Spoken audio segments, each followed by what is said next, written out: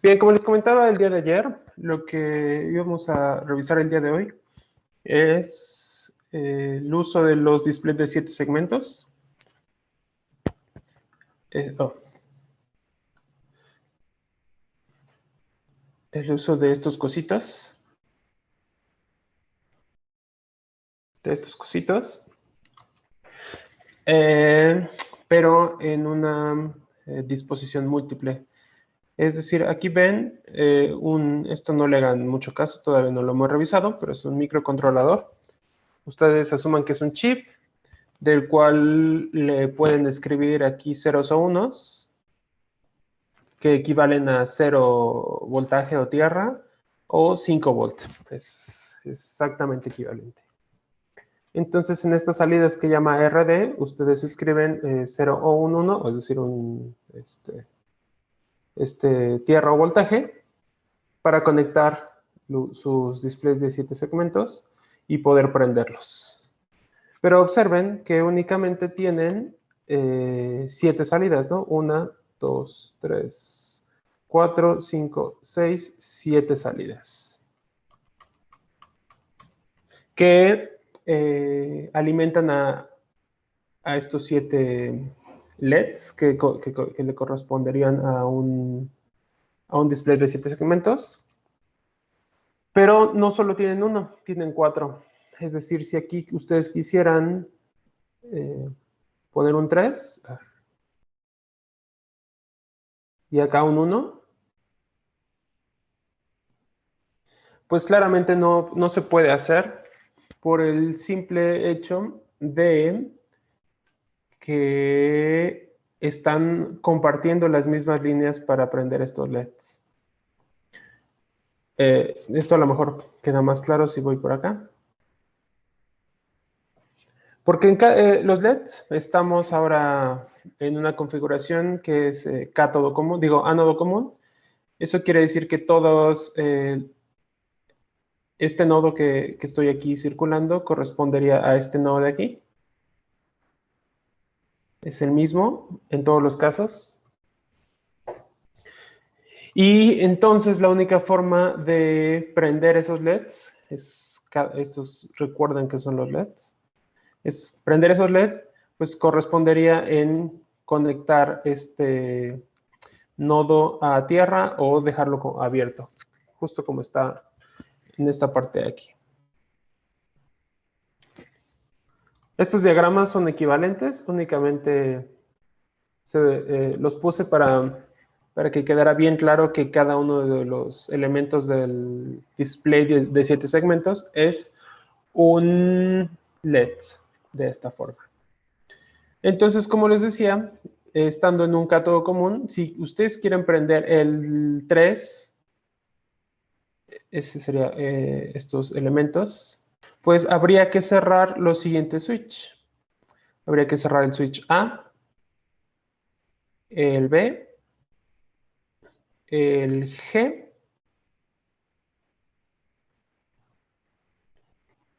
no, ¿verdad? A, B, C, D, E, F, G sería este de aquí, sería el de abajo, el C y el D,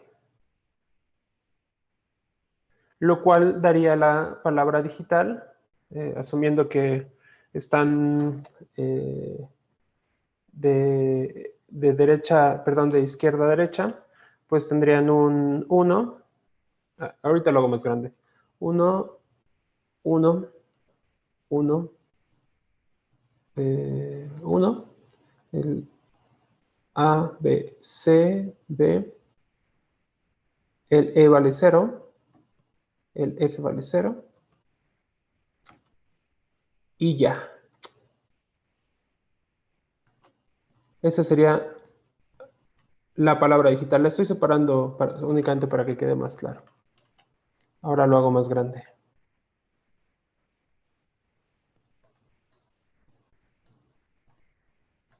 Esa sería la palabra digital. El A, el B, el C, el D está prendido, el E está apagado. Aquí me faltó de EF apagado y el G entonces iría prendido. Ahora sí, esa sería la palabra digital que habría que conectar aquí. Si estuvieran ocupando lógica convencional. Porque observen, estamos trabajando con LEDs, ¿no? Le voy a cambiar el color a esta palabra para que no se confunda. Ahora sí retomo la discusión. Es ánodo común, por lo tanto, aquí es un LED. Aquí hay más VCC o más VDD, que es 5 volt casi siempre. Entonces aquí hay 5 volt. Si ustedes le ponen aquí este simbolito de cerrar el circuito, pues quiere decir que estarían conectando a tierra, ¿no? Pero en realidad ustedes no lo tienen de esta manera porque no tienen este nodo común en todos lados. Este nodo completito no lo tienen. Está completamente por separado. ¿A qué me refiero? Regresemos al diagrama. Déjenme, me llevo la palabra. Bien. Ese, ese ánodo común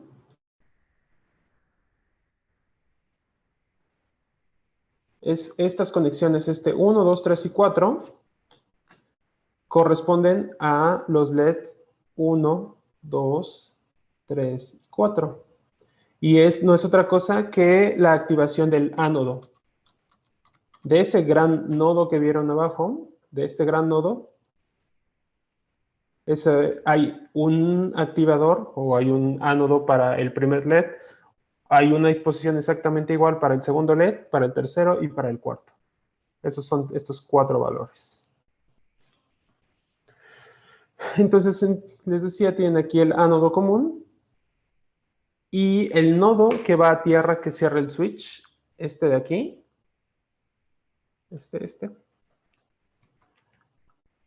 no lo tienen tal cual en esta disposición. Porque lo que hay que hacer es, a esta salida hay que ponerle un 0 o un 1, dependiendo si se quieren que se prenda o no se prenda. Entonces lo voy a hacer un zoom y vayamos al ejemplo. Vamos a ejemplificar el primer elemento que aquí quedamos que esto era un A. ¿Ok? Ese sería el primer bit, sería el primer LED. Si entonces queremos que se despliegue este elemento, es decir, el primer LED, pues hay que activar aquí este valor. Luego vemos qué significan esos transistores, pero entonces aquí tiene que haber un 1 lógico o 5 volts. Entonces aquí hay un 1 5 volts. ¿Qué valor tendrían que poner en esta salida? Profesor, Ajá. el Sí, display sí. se está activando con un 1. Sí, es un ánodo, en este caso sí, es un ánodo común. Ok. Ajá. Entonces, de este ánodo común, estamos aquí.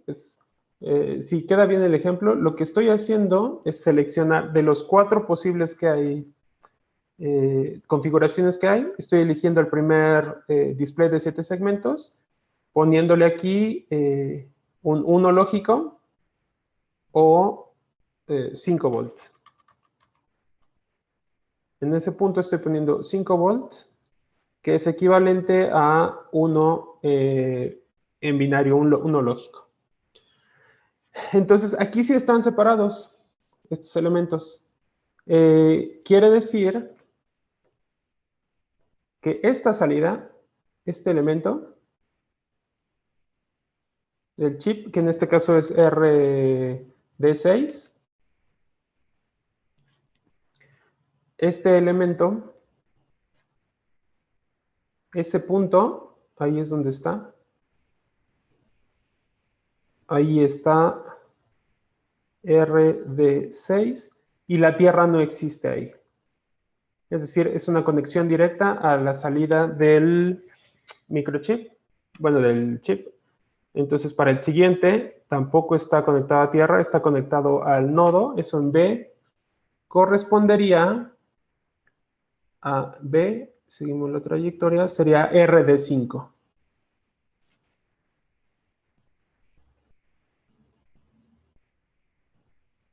Ese punto sería R de 5. Y bueno, para cada caso tendríamos que estar viendo su correspondencia. Pero en este caso, solamente para aprender hay que ver qué es lo que tenemos que poner en R de 5. La palabra, me la vuelvo, me la llevé, pero no la, creo que no la copié, ¿verdad?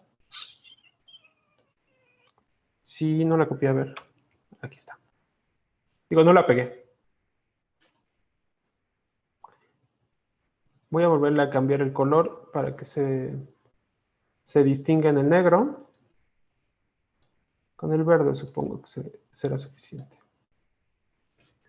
Entonces estamos...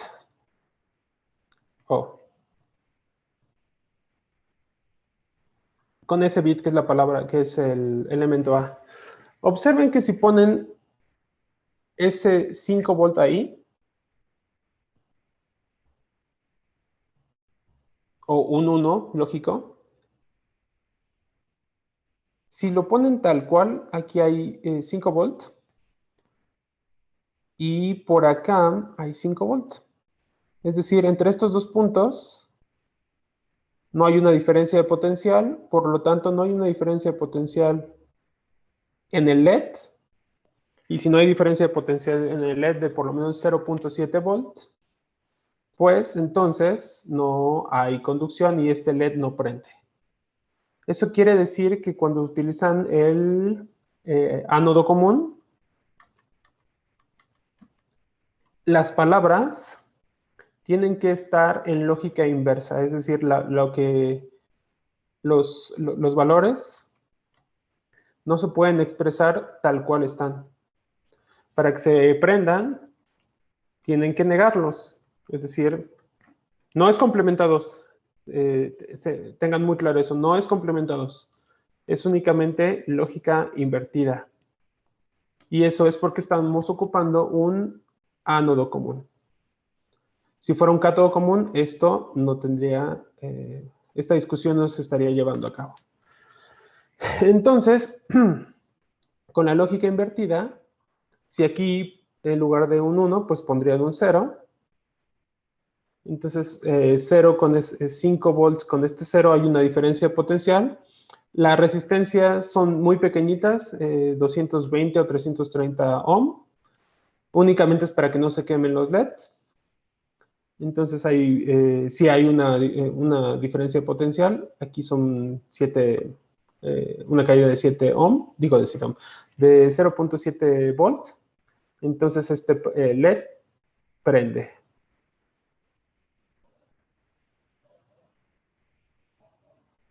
¿Ok? Esto solo lo estoy repasando, en realidad es del curso de electrónica. No sé si haya duda al respecto. No. No. ¿No? Ok. Entonces, así es como se prende el LED de la A. Este que tenemos aquí. Entonces se prende con un 0. El LED de la B, pues es exactamente el mismo, la misma lógica. Y esta es entonces la palabra que habría que ponerle, ese 000110 para prender ese 3. Para prender el 1, pues solo sería se recuerden, es A, B y C.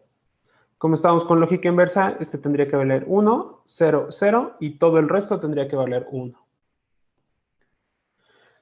Ahora, el truco o Bueno, el truco. El problema entonces, ya que saben que estos son LED y que comparten el bus, a estos, cuando tengan todo un conjunto de bits entrando o saliendo hacia algún dispositivo, le vamos a conocer como bus.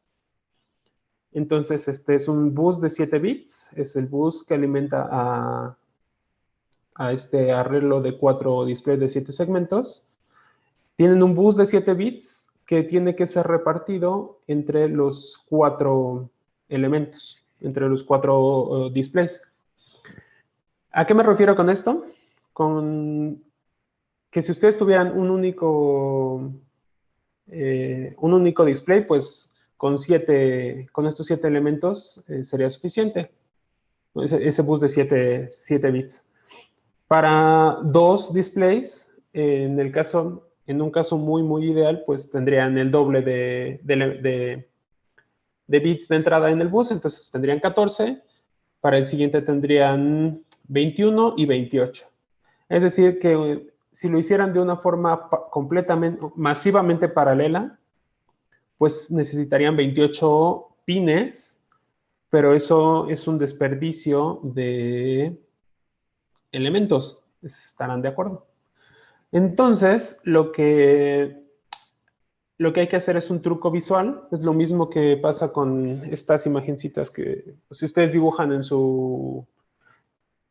un blog, en uno de estos post-it, y hacen pequeñas variaciones a su dibujito y luego lo van pasando, el fenómeno parece como si estuvieran viendo un personaje animado.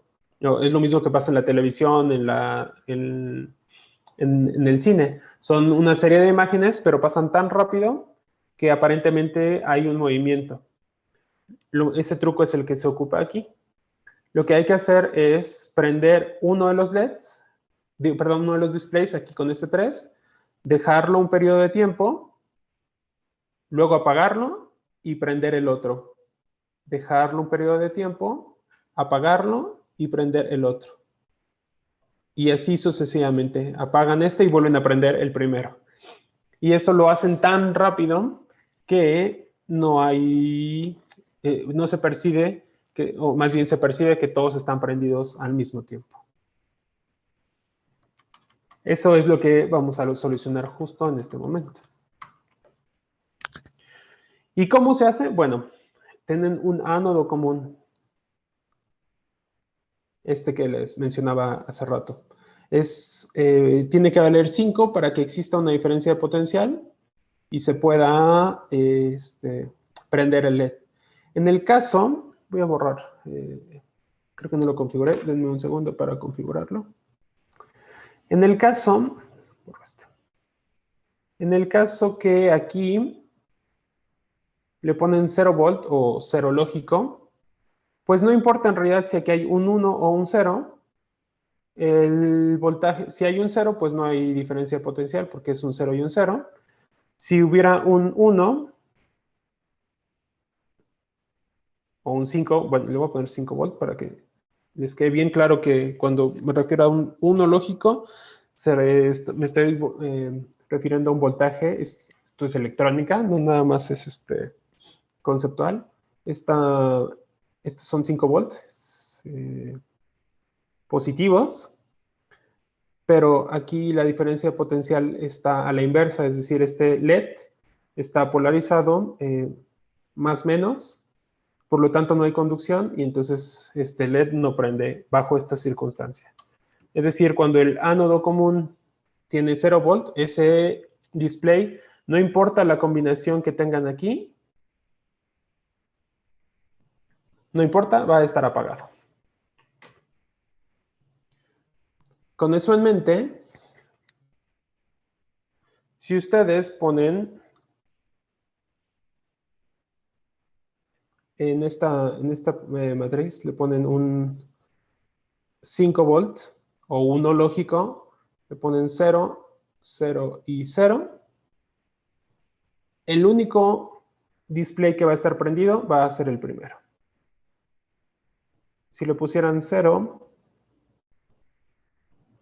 y 5 aquí en el 4, todos los demás estarían apagados y solo se vería lo que tuvieran en el en este display, en el 4.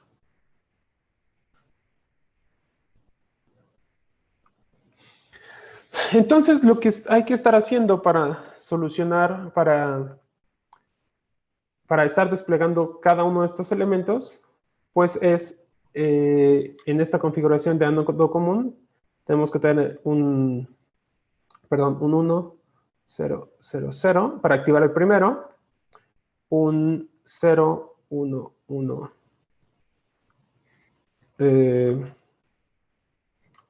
1, ¿no es cierto? 0, 0, para activar al segundo. Para activar el tercero sería un 0, 0, 1, 0. Y para activar el último, voy a mover esto que estoy escribiendo. Para activar al último tendrían un 0, 0, 0, 1. Es decir, este es el barrido que hay que hacer. Y cuando terminan con el cuarto, pues hay que ponerle aquí un 1, 0, 0, 0. Es decir, regresan al inicial. ¿Qué circuito? Primero, ¿existe algún circuito combinacional que resuelva esto? Sí. ¿Es un decodificador?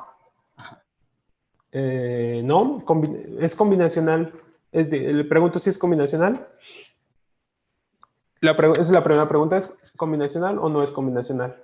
Sí, sí es combinacional.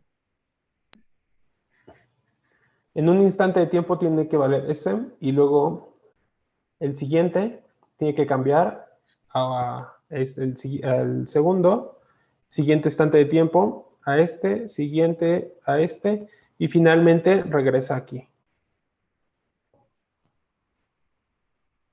No, ¿Existe algún?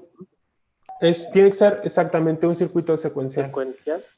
Sí, porque el combinacional, o sea, si el orden no importara, es decir, si puedes saltar de aquí al siguiente y al de abajo, al de arriba, no, o sea, no llevara una orden, no llevara un orden, pues entonces sí sería exactamente un decodificador. Pero no es el caso porque es al siguiente, o sea, siempre existe un orden y se preserva. Por lo tanto, es un circuito que depende del estado actual para calcular el estado siguiente. Y siempre que hablan de estados, necesariamente requieren de un circuito secuencial. ¿Qué circuito secuencial hace esta operación?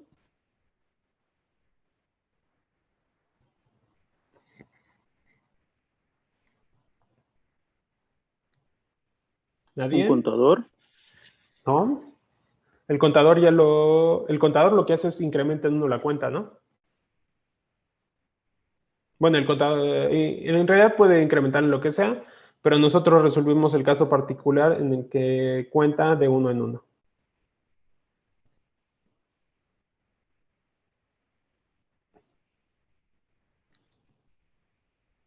Entonces, se aceptan más opciones.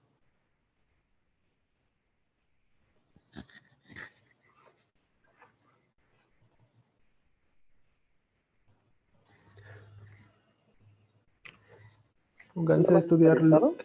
¿Perdón? ¿Perdón, ¿Una máquina perdón? de estado finito?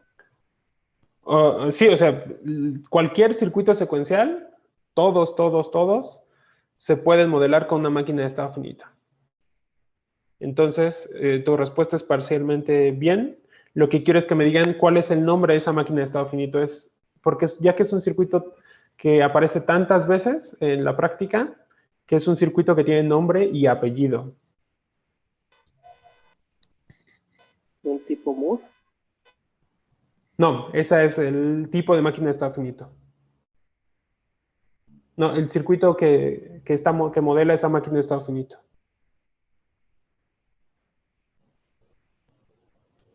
¿Podría ser un flip-flop, profe? Se implementa con flip-flops. Eso sí, sí, sin duda. Pero no un flip-flop. Necesitas más de un flip-flop para hacer esa operación.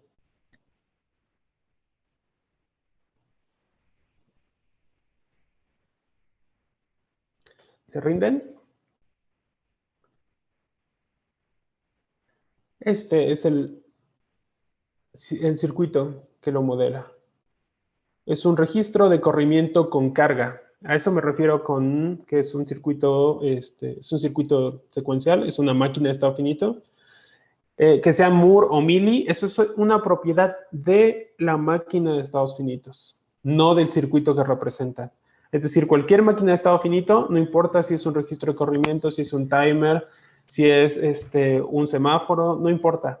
Esas máquinas de estado finito, esos modelos, solo son tipo Moore, tipo Mealy o tipo Medvedev. Son los 3 tipos de máquina que hay. Pero a lo que me refería con nombre y apellido es que esa máquina de estado finito, ese modelo es tan particular que implementa o sea, que tiene un nombre. En este caso les digo que es un registro de corrimiento con carga. Y de los que hemos estado estudiando, pues es una máquina de estado finito también, en este caso tipo Mealy, pero su nombre es un timer. ¿Ok? A eso me refería con que tiene nombre y apellido. Y sí, evidentemente, siempre que implementan una máquina de estados finitos, tiene que ser a través de un flip-flop o de un conjunto de varios flip-flops. Entonces, el registro de corrimiento, ¿sí lo vieron o lo explico? Sí, yo sí lo vi. ¿El resto? Sí, yo también lo vi. Ok. Entonces, el registro de corrimiento con carga es un circuito secuencial que justamente hace esa función. Vamos a estudiar la máquina de estado finito. Pues inician, ustedes ponen la carga, vamos a poner que a C le asignan un 1, 0, 1, 0. Y mientras ese enable valga 0, pues están en este estado, están cargando. Pero esta es una máquina de Estados Unidos de un registro de corrimiento un poquito más complicado.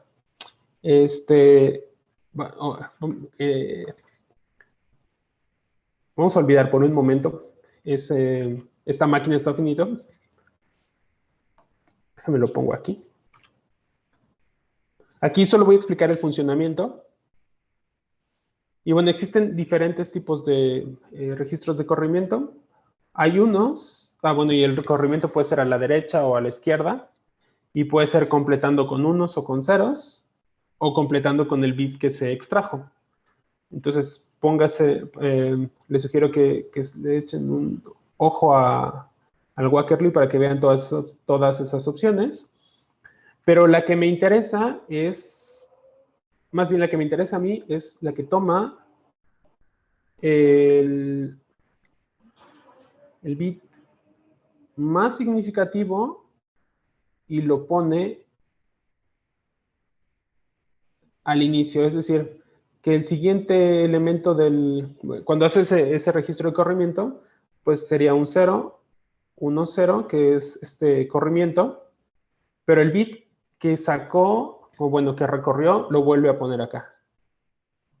1.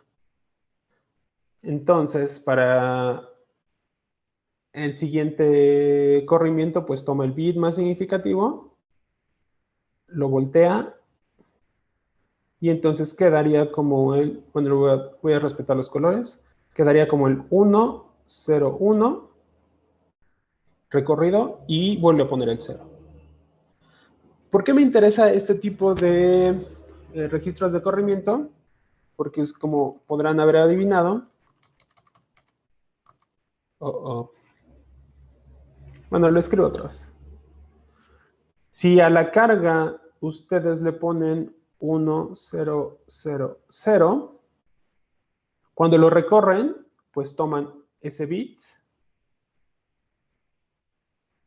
y lo ponen al inicio, entonces les quedaría 0, 0, 0, 1. Cuando toman el siguiente, lo recorren y entonces tendrían un 0, 0, 1, 0. Para el siguiente, pues tendrían un 0, 1, 0 y el que recorrieron. Y finalmente, el último 0, les pondría un 1, 0, 0 y el que recorrieron. Es decir, lo que están haciendo es pintar hacer el barrido que les comentaba, ¿no? ¿Cómo se llama? Para el display de 7 segmentos.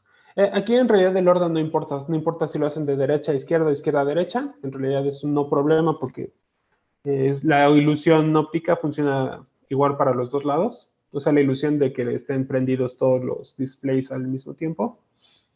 Entonces no hay ningún problema si es con el bit más significativo o con el menos significativo. Yo tengo ¿Dudas una con duda, esto? profe. Sí. Ajá. ¿Son entradas en serie y salida en serie?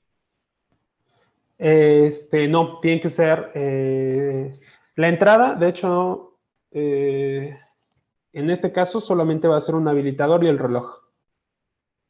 Y salida tiene que ser en paralelo. Aquí sí tiene que ser en paralelo la salida porque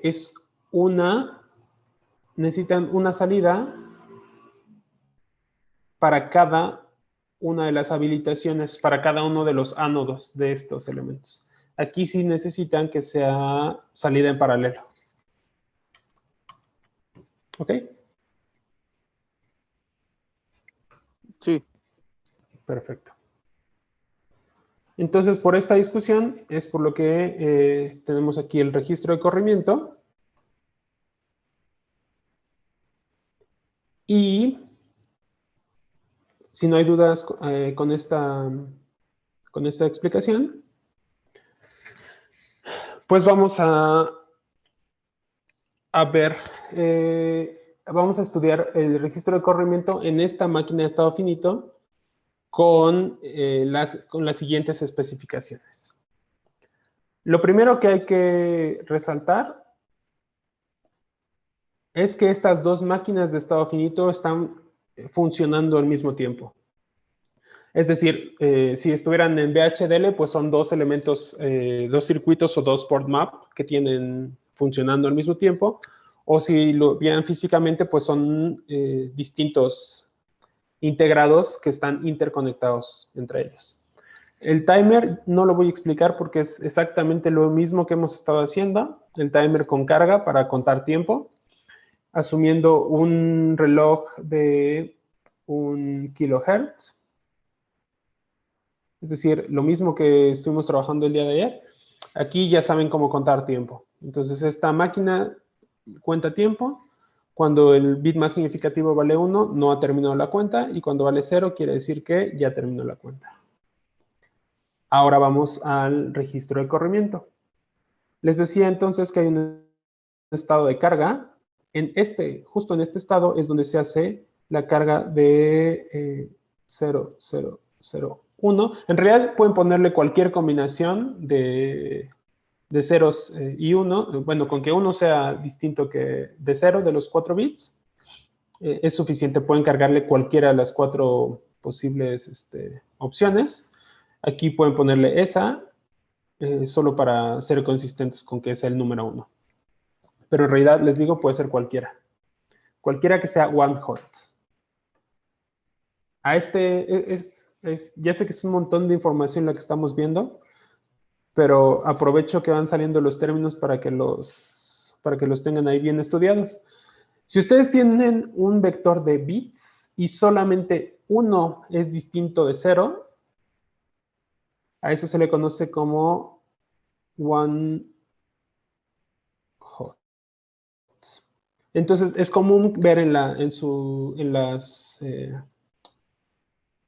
hojas de especificaciones que los bits o los resultados one hot, y no es otra cosa que solamente uno de los n posibilidades es distinto de 0 al mismo tiempo.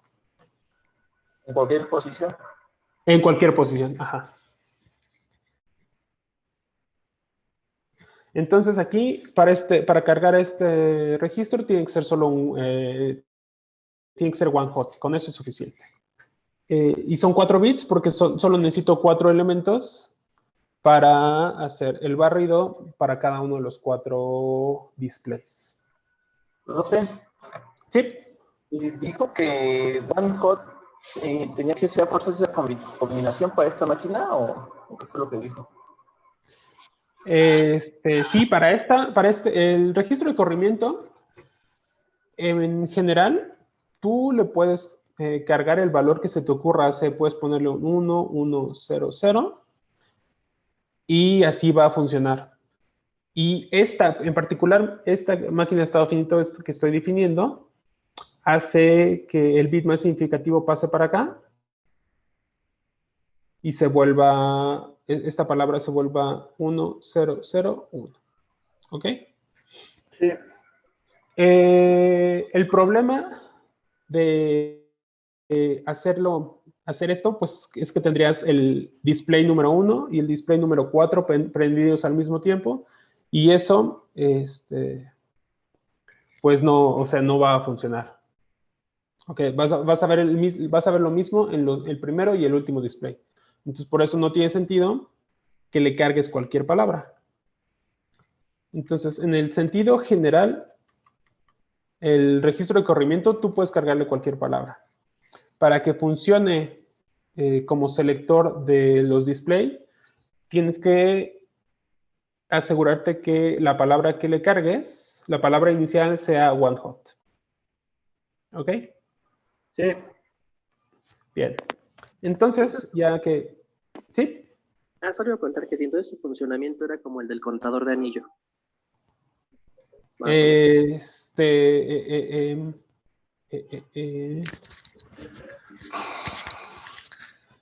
Es que el contador de anillo, ¿a qué te refieres con contador de anillo?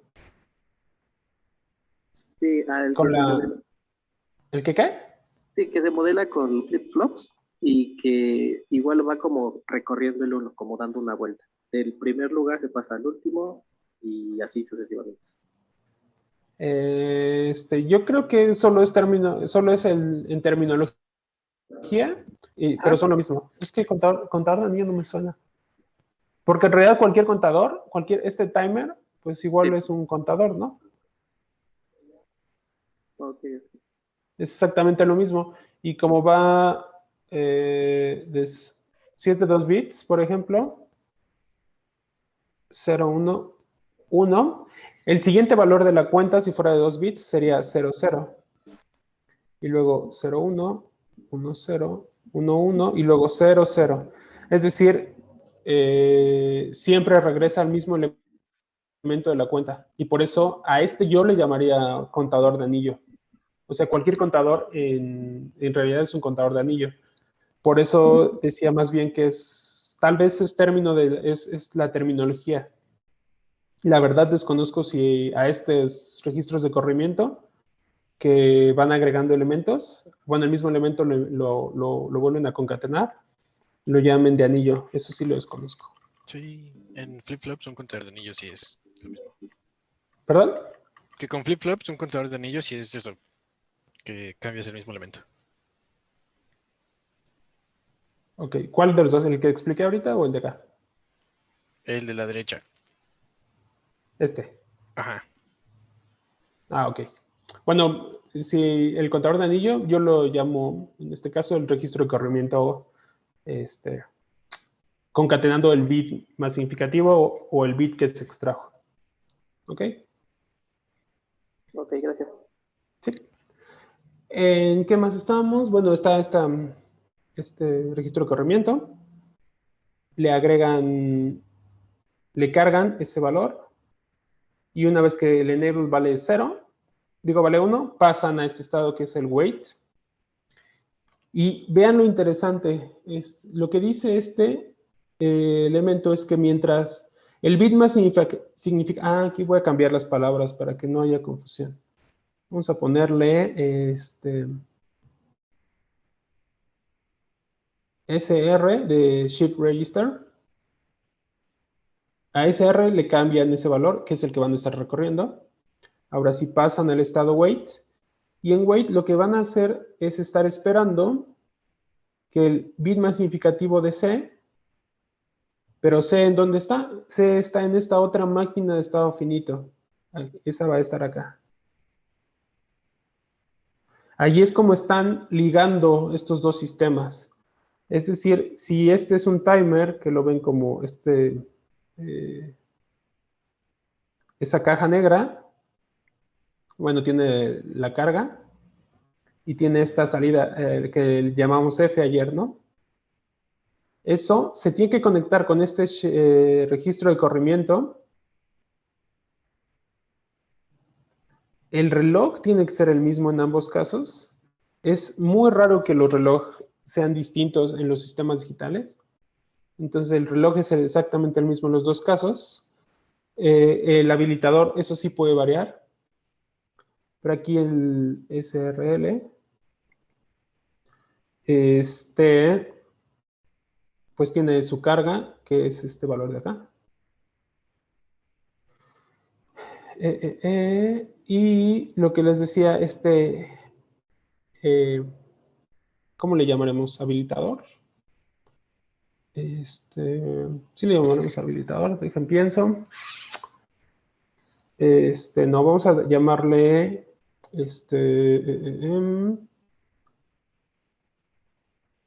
S de selector. Si ese selector vale 1, quiere decir que van a estar esperando, esperando, esperando, esperando. Y si el selector vale 0, entonces van a recorrer. El estado S va a ser el estado que les permite recorrer. Y van a estar en ese estado de corrimiento, mientras el bit más significativo de esta palabra sea 0. ¿Ok? Entonces, lo que hay que hacer, pues es conectar esa salida del término de la cuenta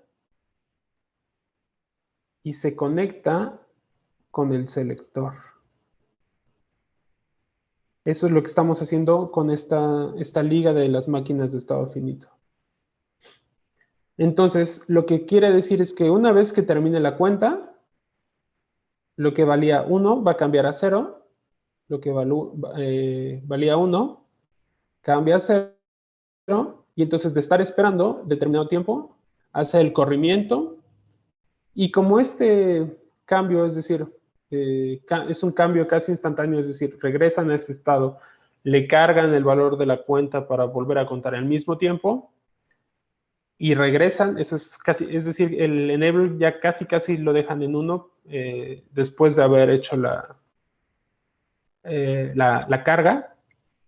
Eso es, prácticamente van a estar cambiando al estado C instantáneamente. Entonces, terminan la cuenta, llegan a L, reasignan el valor y pasan a seguir contando.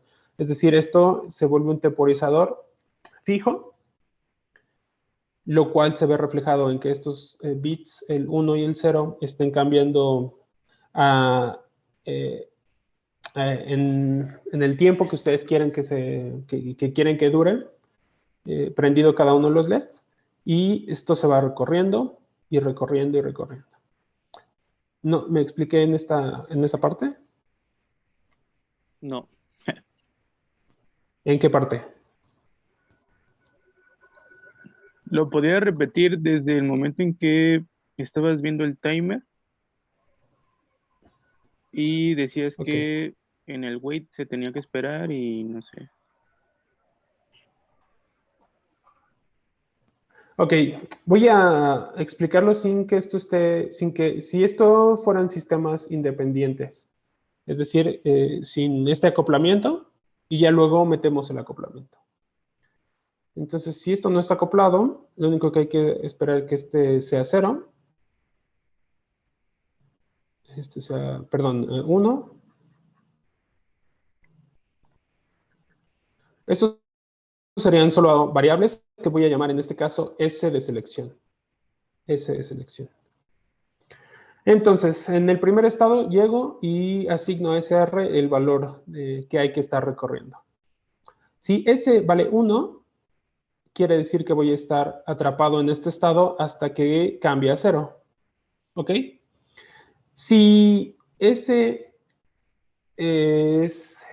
cambia periódicamente, es decir, recuerden que las máquinas de estado finito están temporizadas, y es decir, tienen un reloj para funcionar. Si el reloj vale 1 kHz, quiere decir que va a estar atrapado en este estado hasta que S valga 0. Si ese cambio de S de 1 a 0 es periódico, es decir, tiene una temporización bien dada, va a estar atrapado en este estado un número, el tiempo adecuado para que ocurra un evento. Denme un segundo para pensar cómo explicarlo.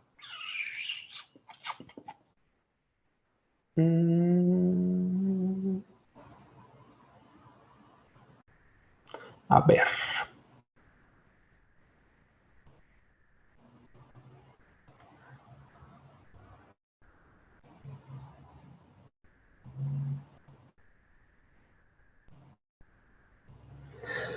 Ok. En el instante inicial del tiempo, asignan a SR esa carga. Eso vamos a asumir que es aquí en T0. Y pasan a el estado W. Y van a quedar atrapados en el estado W mientras S valga 1. Lo voy a hacer como en las tablas como si fuera una simulación en VHDL. Entonces, este es el eje del tiempo. Y vamos a asumir que S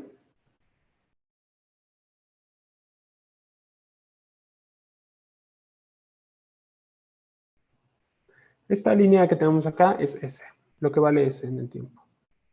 Entonces, si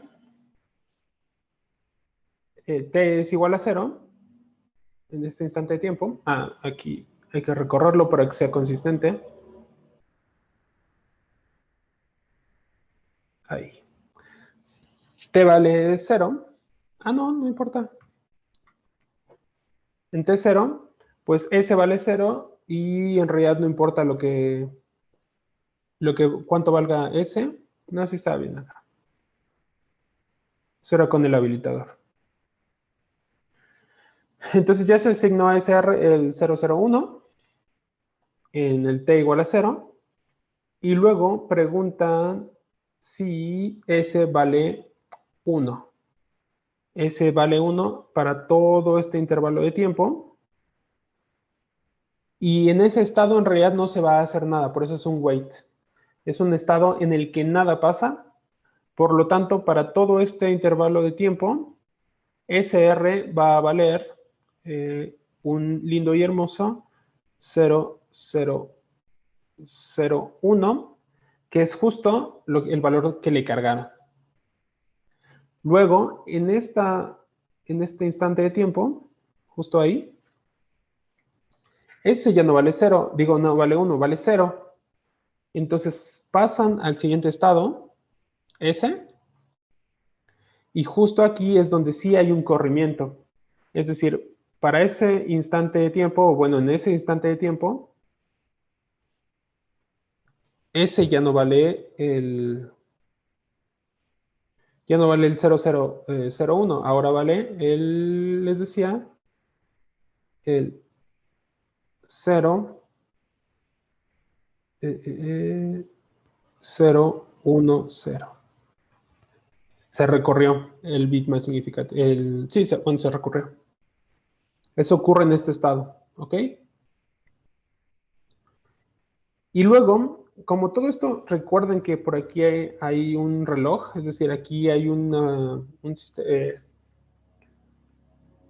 el sistema que temporiza. Lo que hay que hacer es asegurarnos que en esa temporización, ese intervalo, caiga solamente una transición, es decir, no se hagan más de un corrimiento. Pero bueno, eso ya se hace justo en la implementación.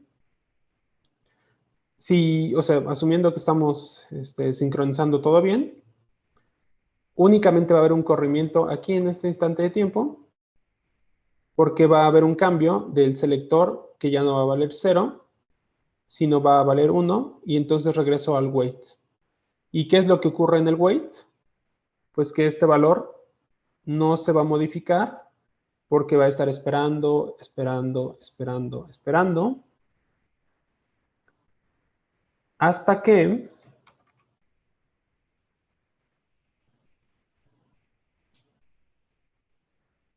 ocurra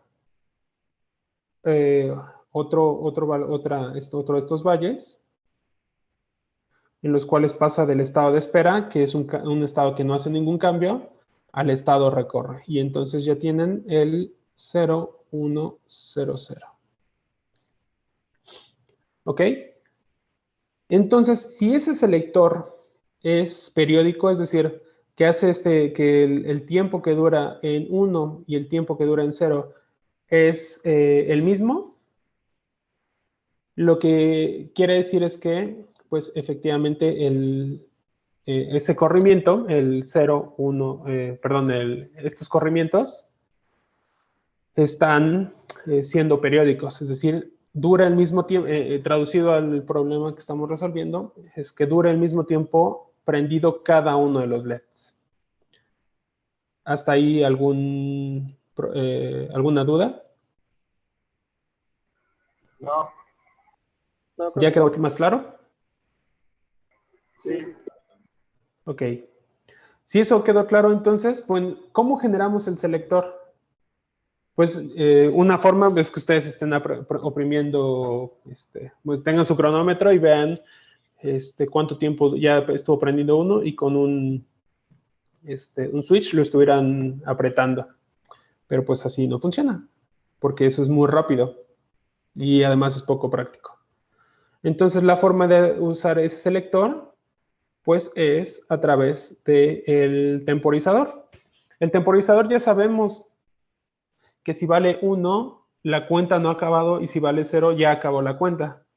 Entonces lo único que hay que hacer es que ese valor de la cuenta, ese bit más significativo, esa F, se lo conecten a este selector, y es lo que estábamos graficando hace rato. Tienen su timer, su salida que llamábamos F, su reloj. Tiene una carga, pero esa vamos a ignorarla un poco en este momento. Tienen este otro bloque que es el registro de corrimiento, que comparte el reloj.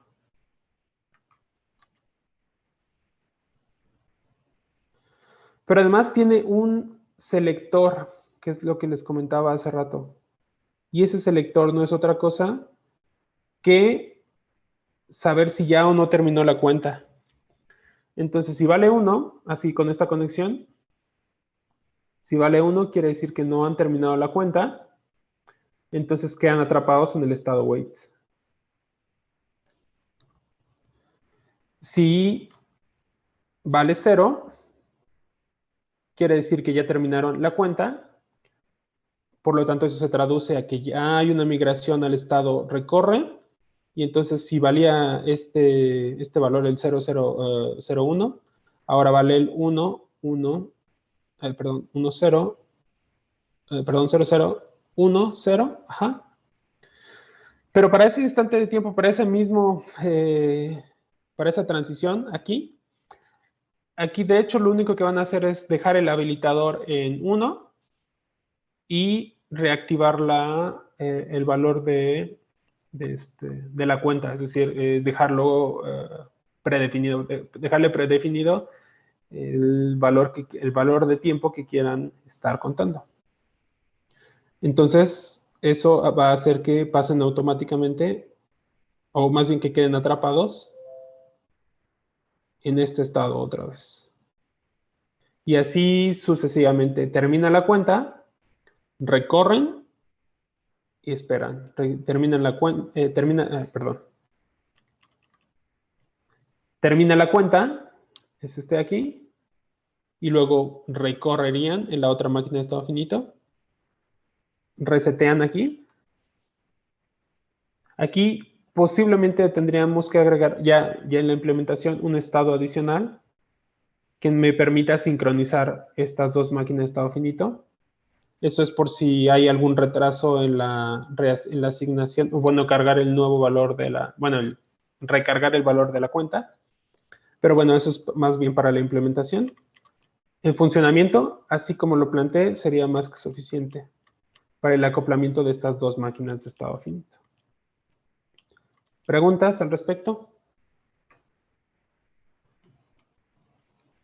Creo que no. ¿No? Entonces, esas dos máquinas acopladas, trabajando al mismo tiempo, es lo que generan. Asumiendo que el tiempo que cuenta esta es de 20 milisegundos, por dar algún valor. Quiere decir que cada 20 milisegundos va a estar recorriéndose este valor. Y eso se traduce en que este valor va a estar prendido, ¿cuánto dije? 20 milisegundos.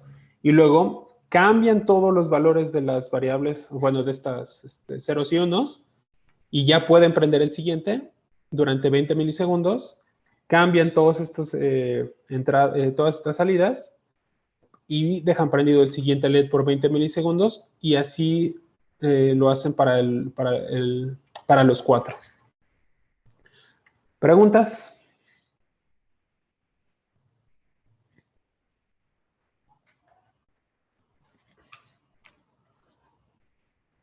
No, por el momento Bien. no. Si no hay preguntas, entonces únicamente nos falta cerrar con la parte electrónica de esta aplicación. Una duda. ¿Qué pasó, Edu? El A, B, C, D, E, F, G y el P, Ajá. el de P. Ese también tiene que estar conectado a el reloj para que cambie. No, lo que va a estar cambiando es esta entrada. O sea, esta es la que... esta salida es puramente... creo que ya entendí por dónde va la duda. Es decir, este ABCDEFG tiene que cambiar en sincronía con el registro de corrimiento. No sé si entendí bien la duda. Sí. Sí, tienen que ir cambiando al unísono, porque si están desincronizadas, no vas a estar pintando en la pantalla lo que tendría que ir. Es decir, cuando esta esté activado, pues estos valores tienen que ser los adecuados para que haya un 3. Cuando esté activo el siguiente, cuando esté activo este, cuando esté activo el segundo, pues evidentemente estos elementos tienen que ser los adecuados para pintar ahí un 1. Y así para el caso de el último, aquí como no pinté nada, por eso lo dejo así. Para este último, pues también esta configuración tiene que ser distinta y tiene que estar sincronizada con el registro de corrimiento. Ok. Ok. Y bien, entonces les decía que vamos a la parte electrónica del asunto. Y es algo que cuando tengan que conectar su MSP a algún LED o algún... y lo hagan de forma inadecuada, eso les va a quitar muchos puntos en su evaluación.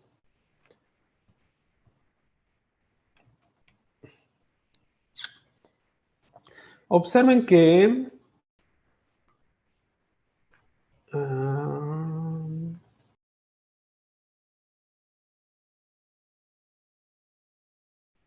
bueno, voy a tener que recorrer, pero está bien.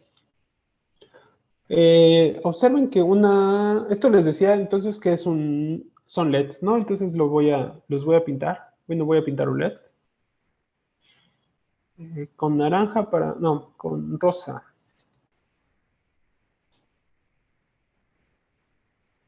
Entonces de ahí tomo LED.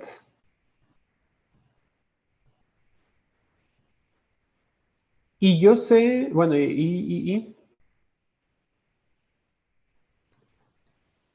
eso lo conecto a una resistencia y eso a uno de los pines. Aquí voy a agarrar cualquier pin, nada más para ser específico. Digo, solo para el ejemplo. Esta es la forma adecuada de conexión. ¿Ok? ¿Por qué digo que es la forma adecuada? Porque a muchos lo que seguro se les ocurriría para la conexión es tomar este dígito, o bueno, esa salida, que correspondería a los ánodos, y eso lo conecto a su LED, en este caso estos elementos, a la resistencia y a otro de los pines. Eso es la conexión más tentadora que hay, porque en realidad es muy sencillita. El problema de esto es que la corriente se la están exigiendo al chip, o bueno, a su circuito integrado. El circuito integrado, entonces, es el que está proveyendo de toda la corriente que va a salir y va a hacer que se prenda el LED.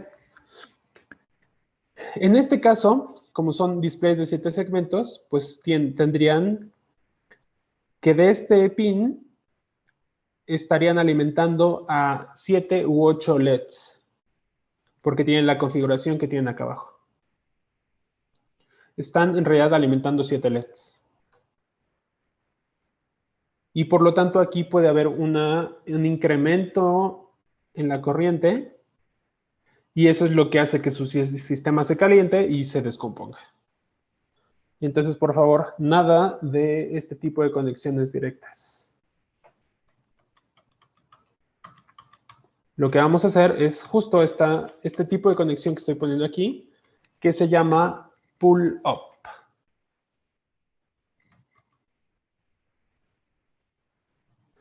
No, de esto no me acuerdo si es pull-up. Sí, es pull-up.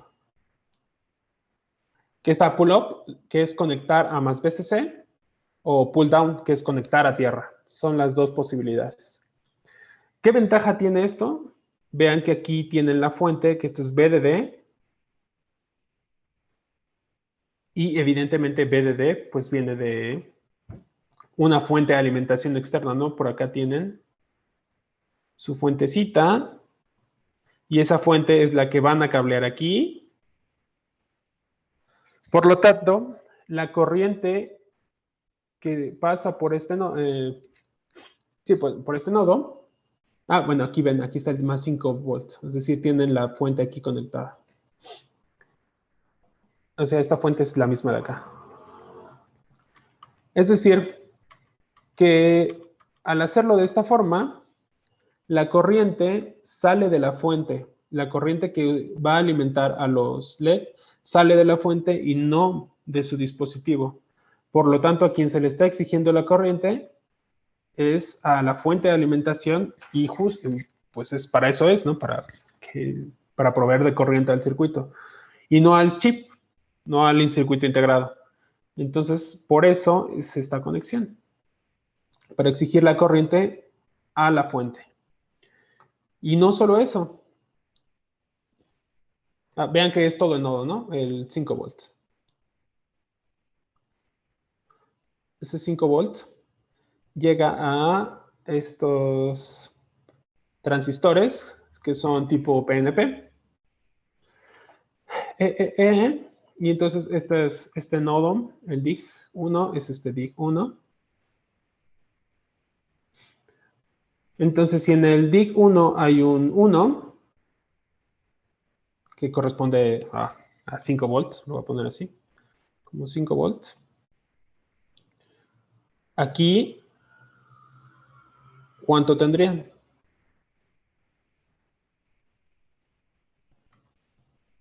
Tienen 5 volts, ¿no?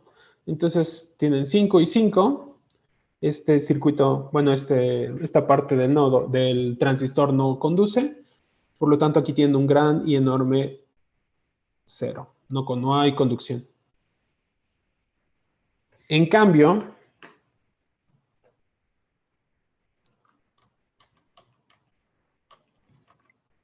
si a la salida de DIG le ponen un 1, le ponen un 0, pues entonces aquí hay un 0, aquí valdría un 5, hay una diferencia potencial, por lo tanto esto conduce, y eso quiere decir que aquí iría un gran y enorme, bueno, aquí iría un 5 volts. Se comportaría como un circuito, como un cortocircuito. Y estaría conectando con ese 5 volts. ¿Ok?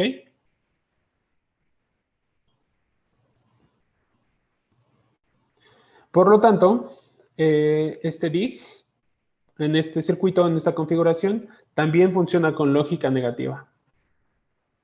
Es decir, esta carga que les había puesto hace rato, en realidad tendría que ser, dijimos SR, ¿no? Tendría que ser 1, 1, 1, 0. Pero eso es únicamente consecuencia de que aquí también funciona como con lógica negativa. ¿Ok? ¿Dudas o preguntas sobre la conexión pull-up?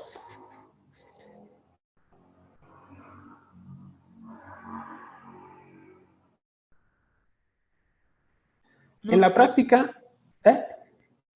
¿Sí, tío? no, todo bien hasta ahorita bien. Ok. En la práctica va a ser raro, y bueno, ahorita por las condiciones de pandemia va a ser raro que les pida algo con transistores, porque a lo mejor no es tan fácil conseguirlos. Pero me doy por bien servido que sus conexiones sean de este tipo, o sea, de la fuente, pongan sus LEDs, eso a una resistencia, y ahí a la salida de alguno de los pines. Con eso me doy por más que bien servido. En el caso que los LEDs se vean muy, muy tenues, pues ahí sí habría que ponerle un transistorcito para darle más corriente a la salida. ¿Preguntas? Entonces, profe, ahí lo que diferencia si es pull up o pull down es si el emisor está conectado a la limitación a tierra, ¿no? Exactamente. Ah, ok, ok. Sí, sí, sí. Y cuando es pull-up, para que prenda, aquí tiene que haber un 0, ¿estás de acuerdo? Sí, O sea, exacto. está en lógica inversa. Y cuando es pull-down, tienes que ponerlo en lógica convencional. Tendría que ser un 5 para que encendiera, ¿no? El Para selector, ¿no? pull-down. Ajá. Ajá, exactamente. Ah, ok. Entonces, así es como quiero que hagan sus conexiones. No sé, ¿preguntas?